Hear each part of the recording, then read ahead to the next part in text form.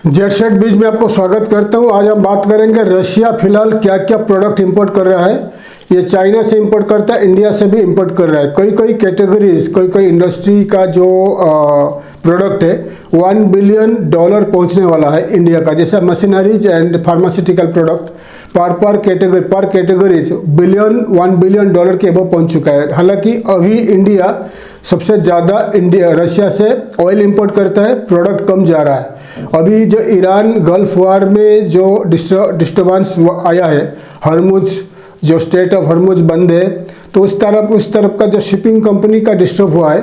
जैसा कि पहला अपने जो एक्सपोर्ट करते थे रशिया को, तो Mumbai Iran to Azerbaijan Russia का जो रूट था, ट्रेड रूट था शिपिंग एंड रेलवेज का, तो ये भी बंद है, ऑलमोस्ट बंद है, क्योंकि स्टेट ऑफ हरमुज जो ईरान का एरिया में वहाँ पर शिपिंग लाइंस ऑलमोस्ट बंद है।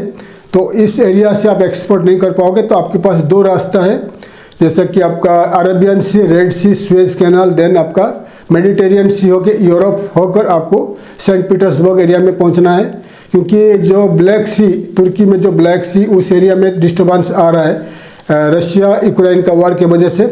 और दूसरा है चेन्नई व्लादिवोस्टोक जो कॉरिडोर है, ये ओपन हो चुका है, लेकिन इसमें ज़्यादा प्रॉब्लम ये आ रहा है कि 10,000 किलोमीटर का दूरी है Chennai to Vladivostok, and Vladivostok to Moscow 9,000 kilometre पर डिस्टेंस है बाय रोड।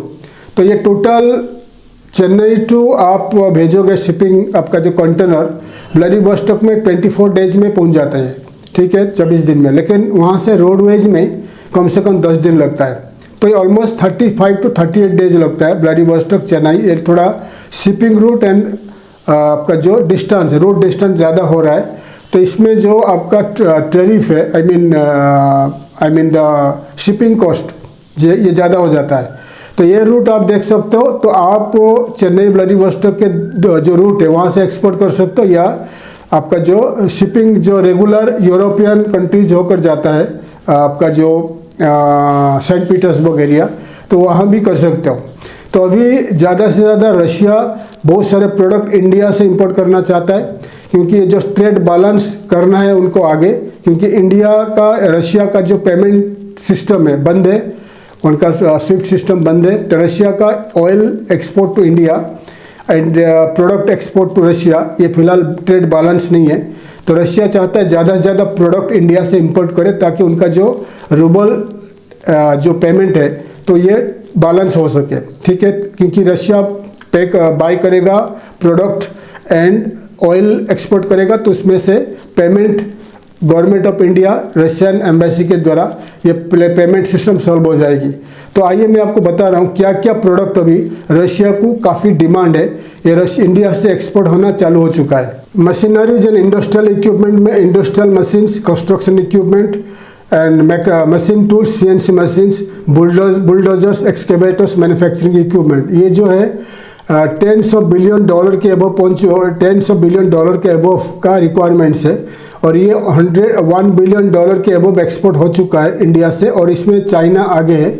इसीलिए ये जो प्रोडक्ट बता रहा हूँ ये आपको रशिया को एक्सपोर्ट करना स्टार्ट कर दीजिए। ये काफ़ी रिक्वायरमेंट्स है मैन्युफैक्चरिंग इंडस्ट्री के लिए, माइनिंग के लिए, कंस्ट्रक्शन के लिए, इंफ्रास्ट्रक्चर प्रोजेक्ट के लिए, ये ज़्यादा रिक्वायरमेंट्स है मशीनरीज का। उसके बाद आता है इलेक्ट्रॉनिक्स एंड इलेक्ट्रिकल इक्विपमेंट में semiconductors and microchip, computer parts, telecommunication equipments and smartphones and electronics, इसका भी काफ़ी डिमांड है इन रशिया। उसके बाद व्हीकल ऑटोमोटिव पार्ट्स में पैसेंजर कार्स का रिक्वायरमेंट्स है, ट्रक्स, बसेस का रिक्वायरमेंट्स है, car spare parts, auto parts का काफ़ी रिक्वायरमेंट्स है। एंड ये $28 बिलियन का इंपोर्ट हो चुका है, रशिया इंपोर्ट कर चुका है 2025 में। तो इसके ऊपर ध्यान दीजिए, ये जो auto parts and cars and buses, trucks वगैरह व्हीकल्स एंड ऑटोमोटिव पार्ट्स का एक्सपोर्ट के ऊपर आप ध्यान दीजिए। उसके बाद फार्मास्यूटिकल प्रोडक्ट, मेडिकल प्रोडक्ट में मेडिसिन एक्सपोर्ट हो रहा है, vaccines, medical equipment and surgical instruments, ये ज़्यादा से ज़्यादा $12 बिलियन का 2025 में इंपोर्ट हो चुका है रशिया।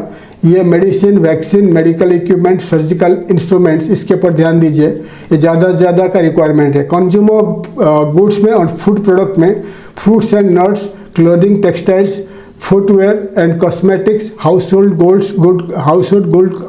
गुड्स का काफ़ी डिमांड है रशिया में।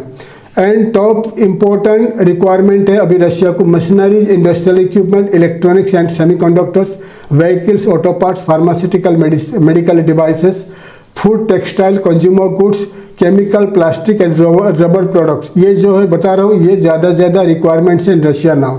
डिटेल्स में दिखा दिया रशिया में अभी क्या क्या रिक्वायरमेंट्स है। ये जो प्रोडक्ट चाइना एक्सपोर्ट कर रहा है, लेकिन काफ़ी सारे प्रोडक्ट चाइना एक्सपोर्ट नहीं कर पा रहा है क्योंकि फूड प्रोडक्ट वगैरह चाइना में इतना नहीं है एक्सपोर्ट करने के लिए, चाइना इंपोर्ट कर रहा है। तो इसीलिए food product, fruits, vegetables, nuts, ये सब ध्यान दीजिए। And all the snacks and all the foods वगैरह, ग्रेन्स वगैरह आप ध्यान दीजिए। राइस, नॉन बासमती राइस हो गया, then all kind of sauces हो गया, देन आपका जो चाय, coffee, everything you can export to Russia, क्योंकि यूरोप टू रशिया एक्सपोर्ट काफ़ी कम है, अभी बंद है, तो इसलिए इसके ऊपर ध्यान दे दीजिए।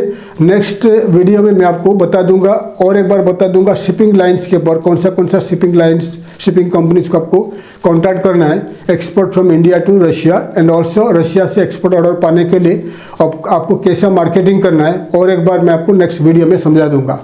थैंक यू, धन्यवाद, जय हिंद, जय भारत।